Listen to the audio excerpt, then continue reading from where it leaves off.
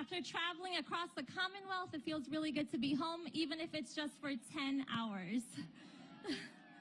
Thank you all for coming out on this beautiful Saturday morning. Thank you to all our speakers, and of course, thank you to number 44, one of the greatest, former President Barack Obama, for making the trip today. My name is Gisele Barreto Fetterman, and I'm the Second Lady of Pennsylvania, or as I like to call it, the slop.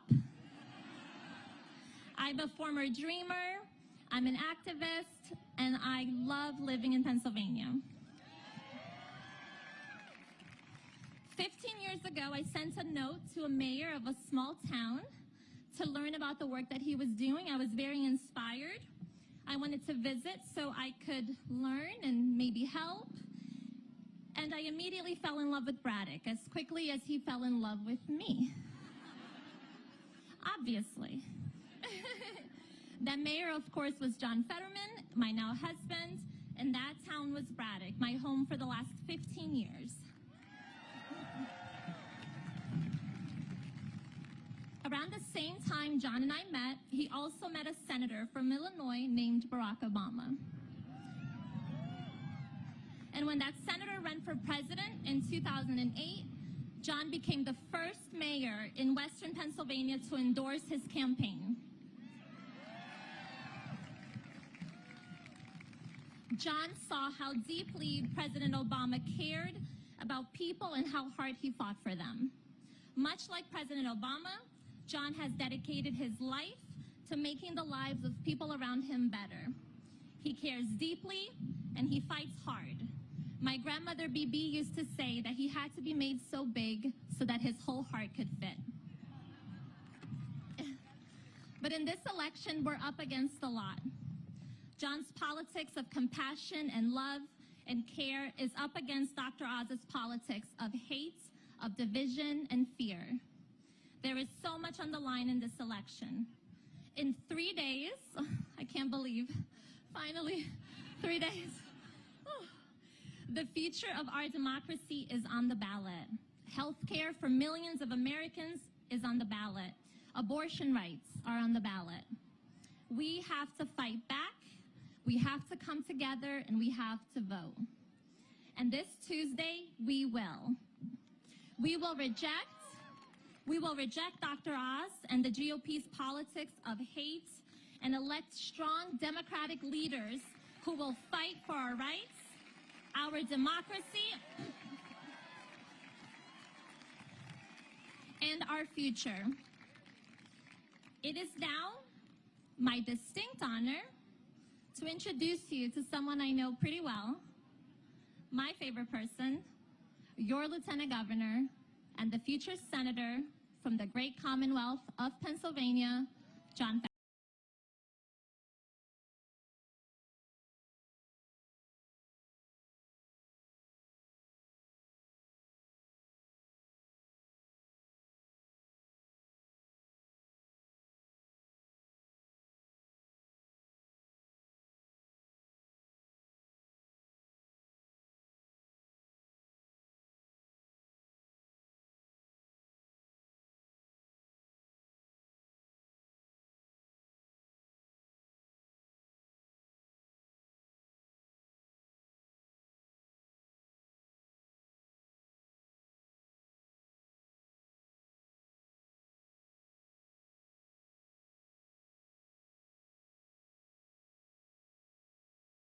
Wow, thank you.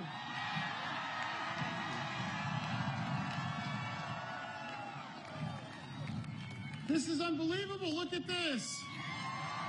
Thank you, Pittsburgh. Gosh. You know, there's a pro tip. Please, if you're going to give a speech after you've been recovering from a stroke, you really don't want to have to come before Barack Obama as the GOAT. So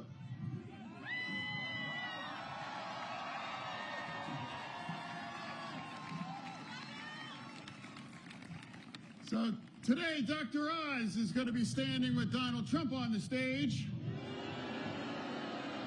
And I'm going to be proud to be standing with a president that is 100% sedition-free.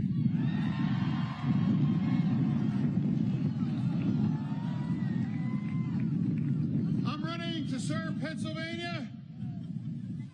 He's running to use Pennsylvania. He spent $27 million to try to buy his seat. But Pennsylvania's seat is not for sale.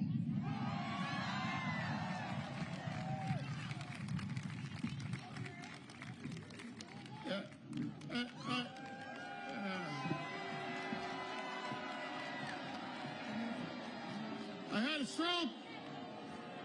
stroke. I got knocked down, but I got back up. I'm going to fight for everyone in Pennsylvania that's ever gotten knocked down or ever has to get back up.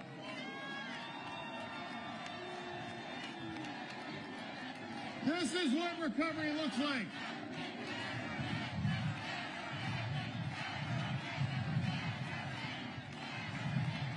In January, I'm going to be much better.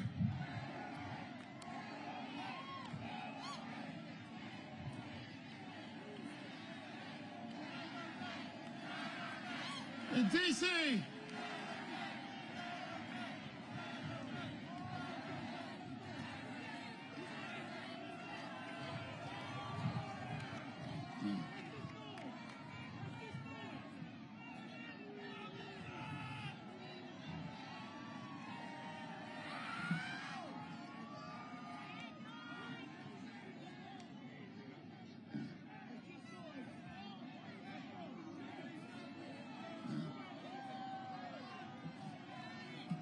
but at any rate, Dr. Oz might be a joke, but this isn't funny.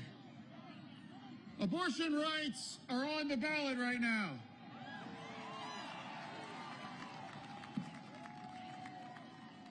Oz believes that decision should be with local political leaders and stand with people like Doug Mastriano. I will always stood with abortion rights and will always will.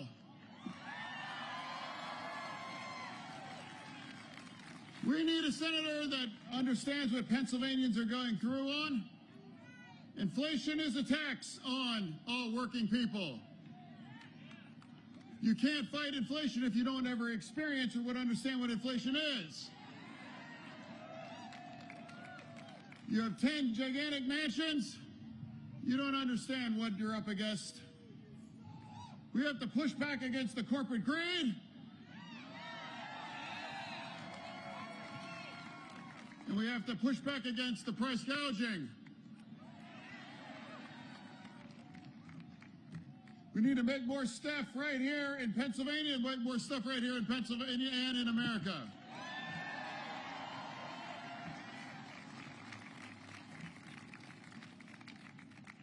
So here's my bargain to all of you. Send me to D.C.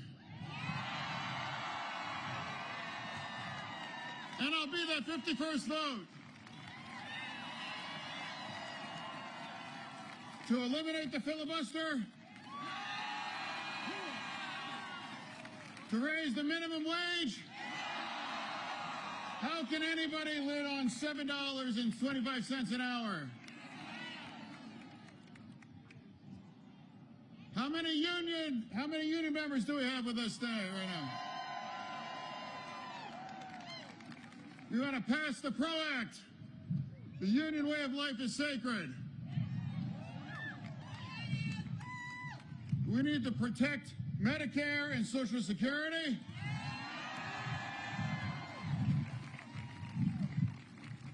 We have to expand health care. Exactly the same kind of health care that saved my life.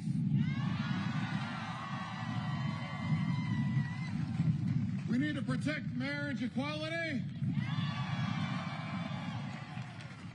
And also, given a chance, we must codify Roe v. Wade. That choice belongs only between a woman and a choice with her doctor. This is one of the most important races in the country right now.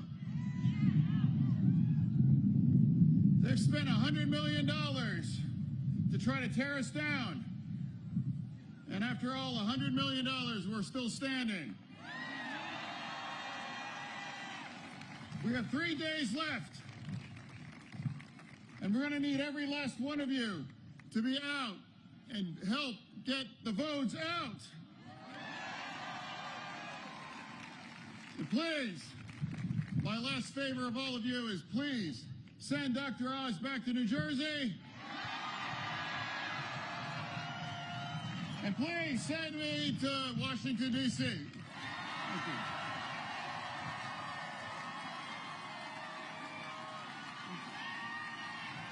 Mr. Fetterman.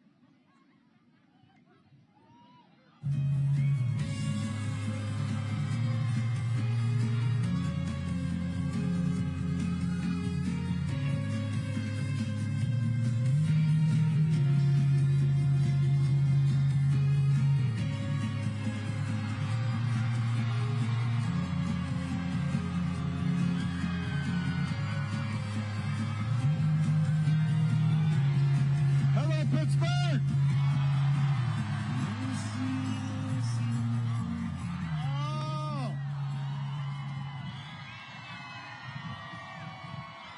It's good to be back in Pennsylvania.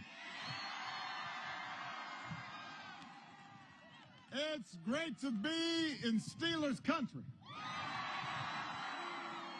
Even if, like the Bears, we're both doing a little rebuilding right now. It's okay. You know, these things kind of go in waves. Pittsburgh, I am here to ask you to vote. For your next members of Congress, Chris DeLuzio and Summer Lee, vote for them. For your next governor, Josh Shapiro. And for your next great Senator, John Fetterman.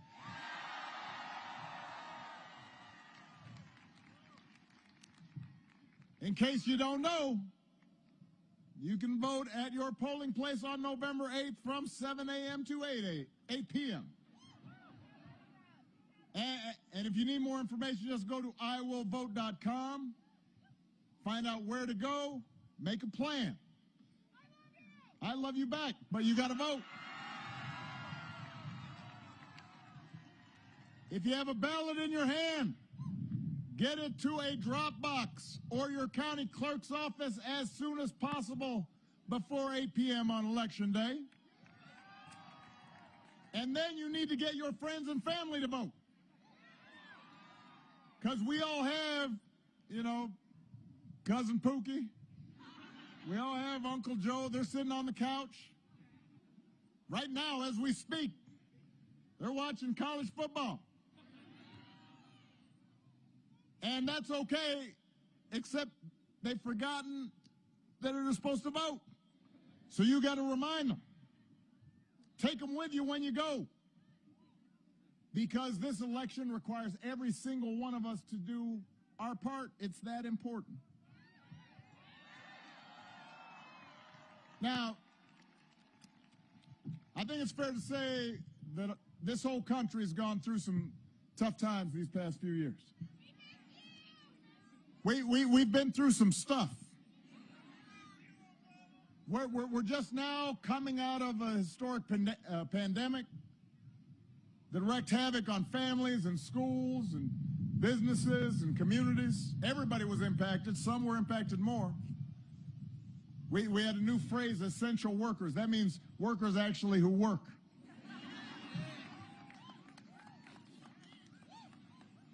And then some folks lost people they loved. Probably some people in this crowd lost somebody they loved. And the pandemic also highlighted, and in some cases made worse, problems we've been struggling with for years. An economy that works for folks at the very top, but not so much for ordinary people.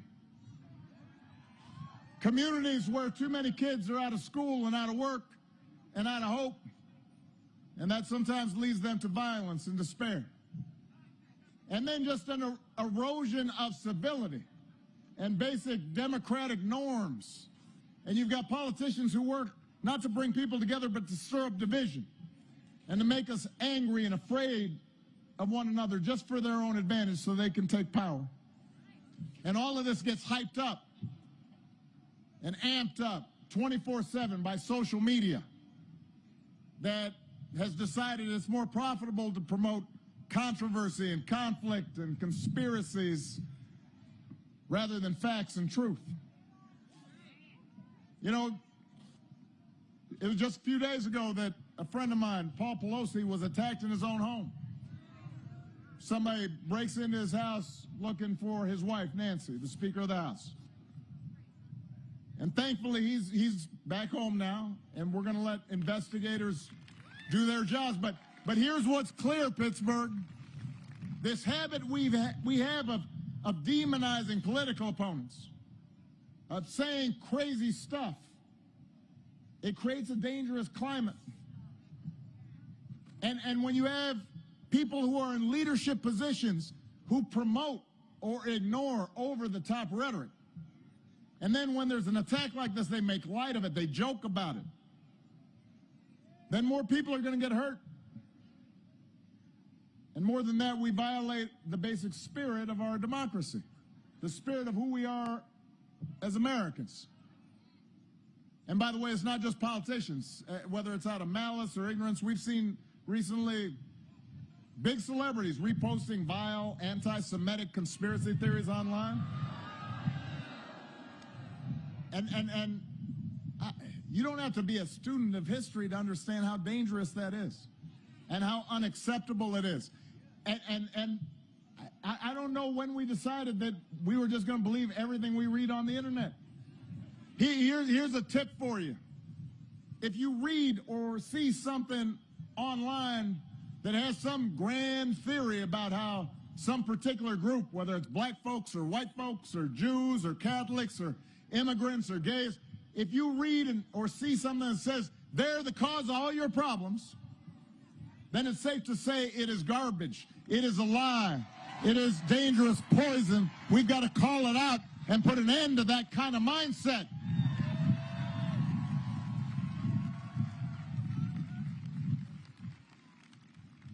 But unfortunately, it seems as if this kind of poison gets more and more attention.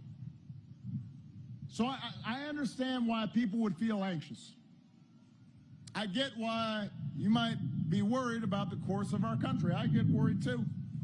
I understand why sometimes it may be tempting just to tune out, just to watch football or HGTV or the Great British Baking Show, whatever floats your boat. But I'm here to tell you, Pittsburgh, that tuning out's not an option.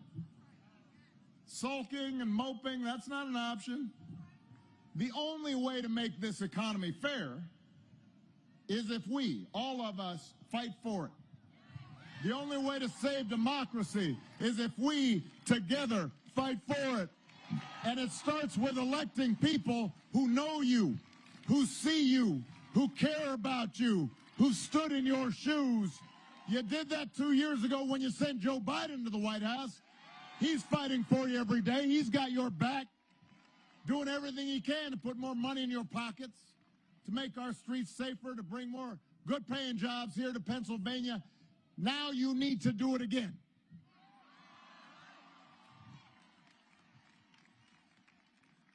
Because while there may be a lot of issues at stake in this election, there is one basic question that you should be asking yourself right now, and that is, who will fight for you? That's the choice in this election. Who will fight for you? Who will fight for working people who are struggling to pay their bills? You know, listen, inflation's a real problem right now. It's not just here in America, it's worldwide. And it has to do with the legacy of the pandemic. It wrecked supply chains, disrupted the economy. Then you've got a war in Ukraine that sent energy prices through the roof. So, you know, folks see grocery prices going up, gas prices going up. It takes a real bite out of their paychecks. It hurts.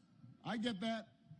But the question you've got to ask yourself is, who's actually going to do something about it? The Republicans like to talk about it, but what's their answer? What's their economic policy? They want to gut Social Security. They want to gut Medicare. They want to give rich folks and big corporations more tax cuts. By the way, don't boo. Vote. They can't hear you boo, but they'll hear you vote.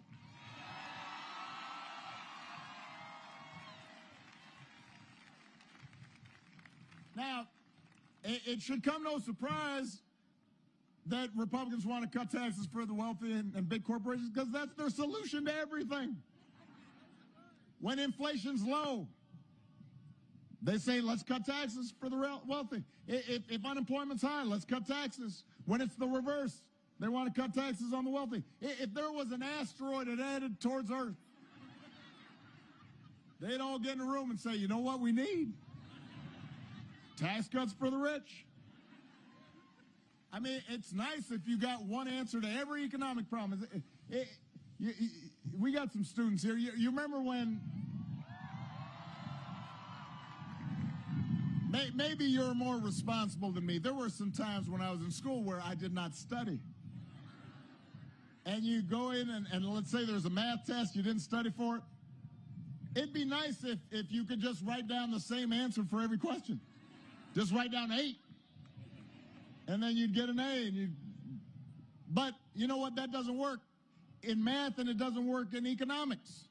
And that's why Democrats have an actual plan to take on the drug companies to lower prices, to pass laws to make housing more affordable, to make sure big corporations create jobs here in Pennsylvania instead of overseas. That's the choice in this election. That's what this is all about.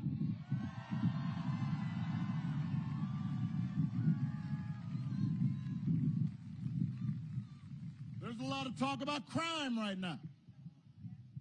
You know, violent crime has gone up. But, you know, it went up over the last 7 years, not just the last 2. They don't talk about the previous guy. It's gone up in conservative rural places, not just cities. But the question is, who will fight to keep you and your family safe? Is it Republican politicians who want to flood our streets with more guns? Who actually voted against more resources for police departments? Or is it the Democratic leaders who worked with President Biden to pass the first major gun safety legislation in 30 years? That's the choice in this election.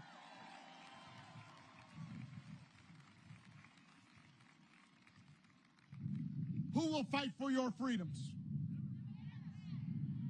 Is it Republican politicians and judicial appointees who think they should get to decide when you start a family and how many children you have or who you marry and who you love? Or is it Democratic leaders who believe that the freedom to make these most personal of decisions belong to you, to every American, and not politicians in Washington. That's the choice in this election.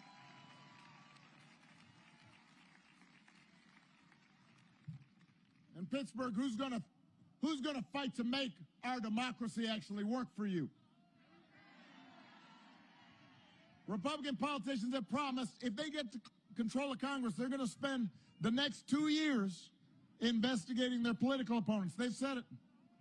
Some of them have said they're going to impeach President Biden. They're not sure what for, but apparently that's beside the point. How's that going to help you pay your bills? Or do you think you maybe stand a better chance of getting help and things improving if you've got President Biden and Democratic leaders who've worked together and sometimes have gotten Republicans to pass an infrastructure bill that creates new jobs, who are making health care and prescription drugs cheaper, who've made unions stronger, who've made the single largest investment ever in the fight against climate change? That's the choice in this election.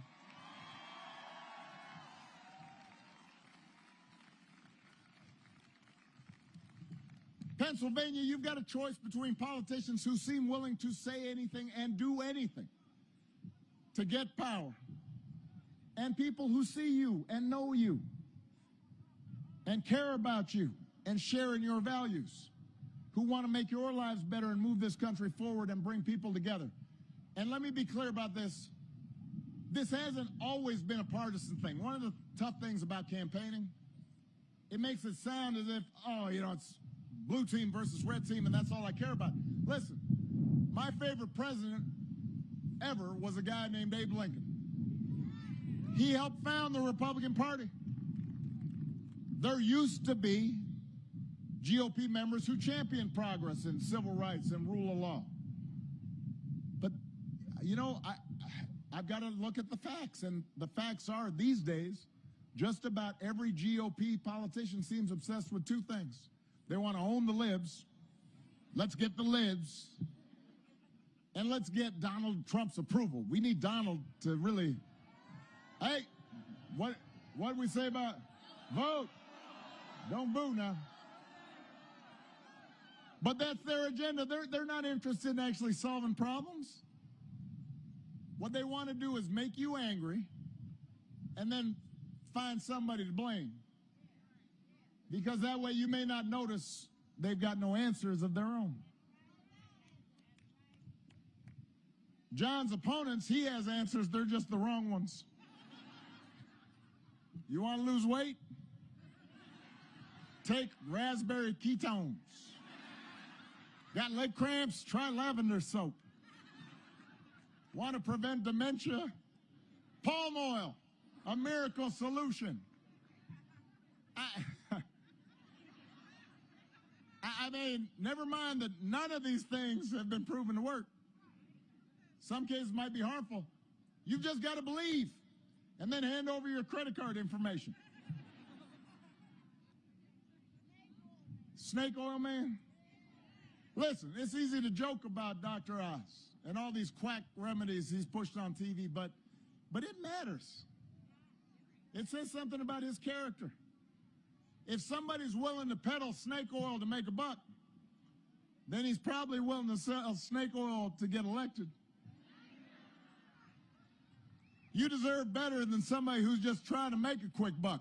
Somebody willing to say anything to get attention. You deserve somebody who knows you. You deserve somebody who stood side by side with you. Somebody who will work every day and fight for you. Somebody who's actually from Pennsylvania. You deserve somebody like John Fetterman.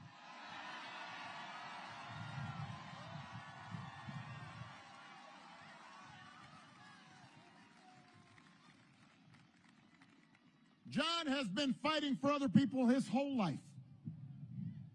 Here's a guy who found his calling as a mentor for big brothers, big sisters.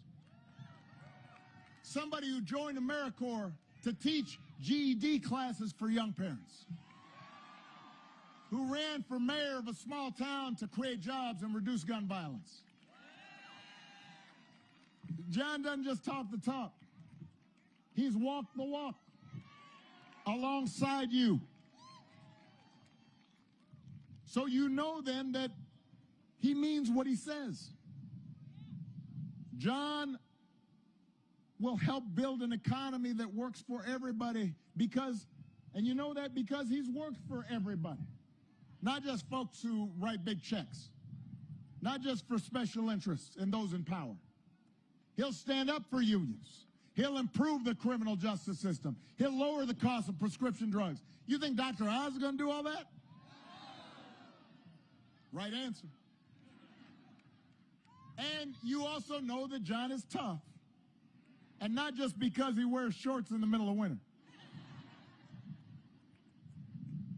Like a lot of Pennsylvanians, like a lot of working people, he knows what it's like to get knocked down and then get back up. John's stroke did not change who he is. It didn't change what he cares about. It didn't change his values, his heart, his fight. It doesn't change who he will represent. When he gets to the United States Senate, he'll represent you, and that's what you deserve.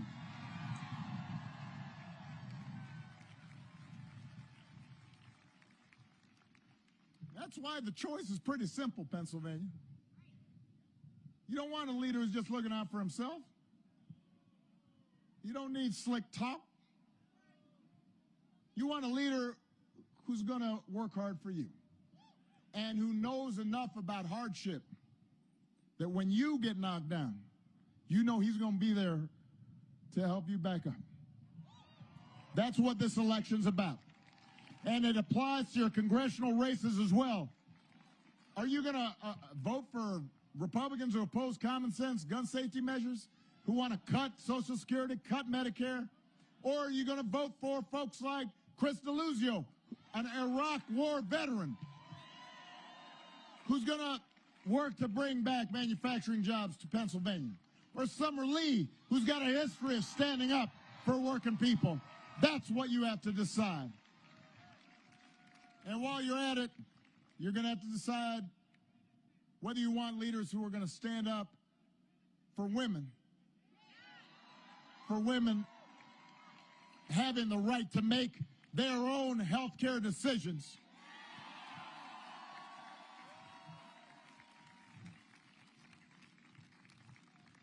Abortion is controversial in this country. It always has been. I genuinely believe there are the good people of conscience who may differ with me on this issue. But I believe strongly, and I think you do too, that women everywhere should be able to control what happens with their own bodies. It shouldn't be controversial to say that the most personal of healthcare choices should be made by a woman and her doctor and not a bunch of mostly male politicians.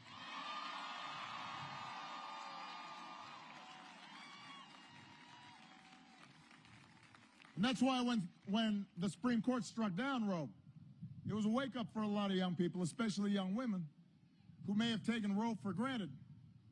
And it was a reminder that a politicized court, they can reinterpret what we thought were well-settled constitutional rights. We can go backwards. If Republicans take back the House and Senate, we could be one presidential election away from a nationwide ban on access to abortion. And that might just be the beginning. I taught constitutional law for a decade. I can tell you this. If a court does not believe in a zone of privacy that allows each of us to make our own decisions without government interference, then other freedoms we take for granted could be at risk. Clarence Thomas has said as much. If there's no right to privacy, then same-sex marriage could be at risk. Almost every Republican in the House of Representatives already voted against guaranteeing a right to use contraception. That's not in the Constitution. That's interpreted as a part of the right to privacy. If we don't have that and they take back power, there's no guarantee birth control won't be next. Think about that. You got to vote. here in Pennsylvania. I'm sorry, what was that? Here in Pennsylvania, John's opponent. Go ahead, go ahead.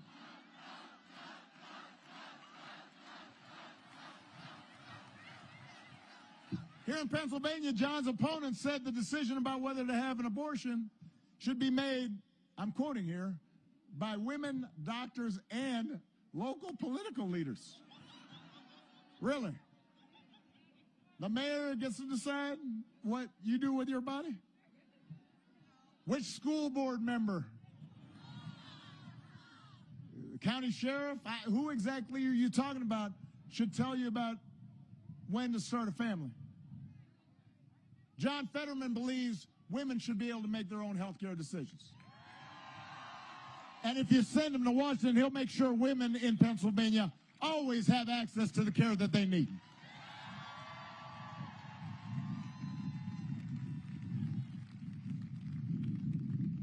So I think somebody mentioned earlier, we're setting our clocks back tomorrow by an hour. On Tuesday, let's make sure our country doesn't get set back 50 years. And let me just say, that's got to be worth 15 minutes of your time. We got some young people out here.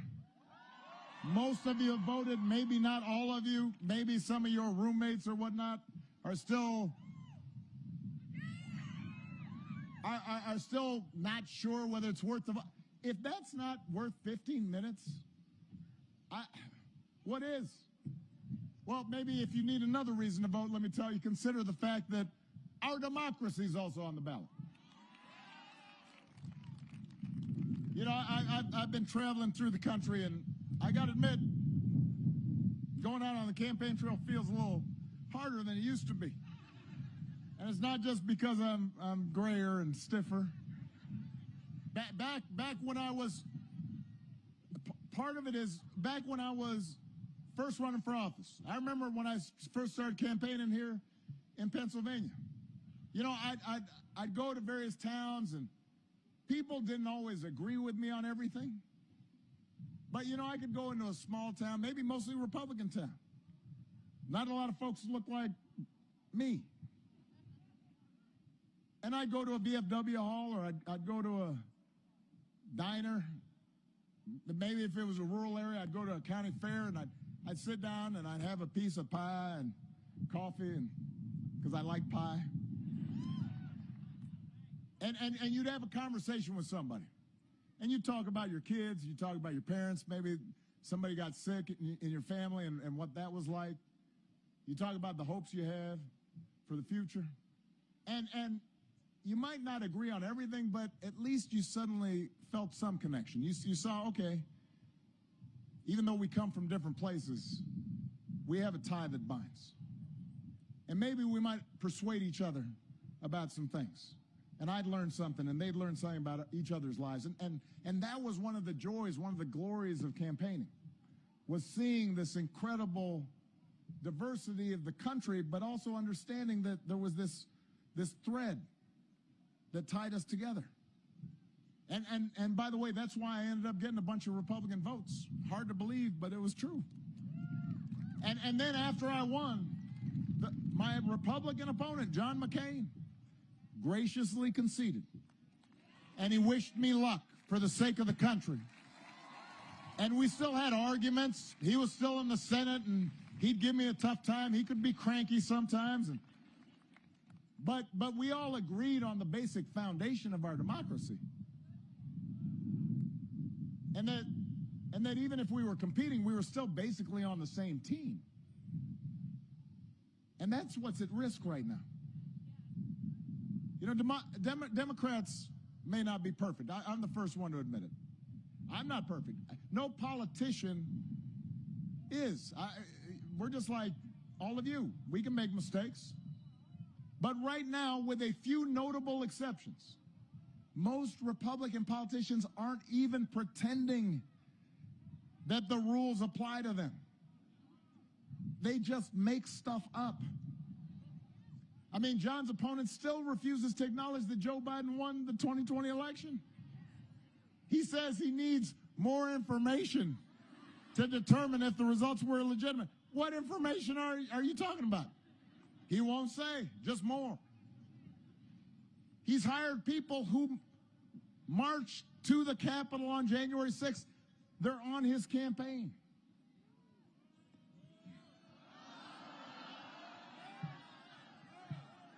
Donald Trump says he needs Dr. Oz in the Senate. In case there is a close election again. Think about that. So he's basically saying, look, if I lose again, I need him to see if he can put his thumbs on the scale. That is not what this country is supposed to be about. And I understand democracy might not seem like a top priority right now when gas prices are high and grocery prices are high. Sometimes it feels like government isn't making enough progress on the issues that matter to you and your family. I get that, because sometimes progress is slow. This is a big, complicated country with a lot of different interests, and it's hard to get stuff done sometimes. But let me tell you something, Pennsylvania. We've seen throughout history, we've seen around the world what happens when you give up on democracy. We can see it in other countries where government tells you what books you can read and what books you can't. Countries that own all the media and just pump out propaganda and put dissidents and reporters in jail. Countries where it really doesn't matter who you vote for because the fix really is in. And people in power do whatever they want. And where corruption is rampant because there's no accountability. When that happens, people get hurt. That has real-life consequences, and that's why generations of Americans fought and died for the idea of self-government. That's why suffragists marched so women could be part of we the people. That's why the civil rights movement marched to make sure that all of us were included. And that's why we set up rules to make our democracy work. And by the way, these aren't really that complicated, these rules. We teach them to our kids when they're in the sandbox. Be honest. Be fair. If you're in a group, everybody gets a say. Everybody gets a turn. If you don't get your way, don't throw a tantrum. Don't pick up your ball and go home. You know, when I ran for Congress the first time, in a primary, I got whooped. Lost by 30 points. I did not feel good about that. You know what I didn't do, though? I didn't say it was rigged. I didn't start an insurrection.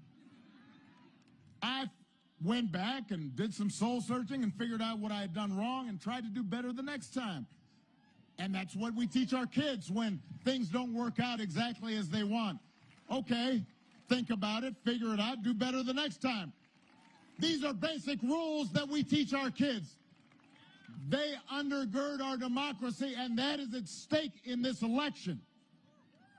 Because right now we've got folks who don't tell the truth and are willing to play around with the rules so they get their way no matter what. And that's why it's not enough to elect Democrats like Chris DeLuzio and Summer Lee and Josh Shapiro and John Fetterman. You've got to elect good people up and down the ballot. State legislatures, local seats. You've got to elect people who believe every vote should count, full stop. And that's not a radical idea. It didn't used to be. You've got to vote for people who will protect the integrity of our elections. Because that could make a difference if this thing gets close. Now, here's the good news. I'm going to give you some good news right now. The good news is you have the power in your hands to steer this country in a better direction. But it only happens if you vote. It only happens if you participate. We joke in my house sometimes that between Michelle and me, Michelle can be a little bit glass half empty. I, on the other hand, am the hope and change guy. I'm usually a little more optimistic. When she's reading the papers or watching the news and she gets a little down on the state of the country or the state of the world, I tell her, hon, everything's going to be okay. And I believe it will. But it won't be okay on its own. It'll be okay because we've worked for it. It'll be okay because we fought for it. Not just on election day, but every day in between. These are tough times, Pennsylvania, but we've been through tougher times before. The important thing is we don't give in to the temptation to give up, to get cynical. The important thing is we don't turn inward. The important thing is we don't see politics as a zero-sum game where anything goes and rules are made to be broken. And the only way for us to win, people like us, is for people like them to lose. That kind of division in our minds, we got to get out of that mindset, because even in our darker moments, and there have been darker moments before, we've always had more in common than our politics suggest. Even when times are tough, what unites us has always been stronger than what divides us. There have always been certain rules that bind us together as citizens, no matter where we come from, no matter what we look like, what our last names are, how we worship, who we love. That's the promise of America. That's who we are.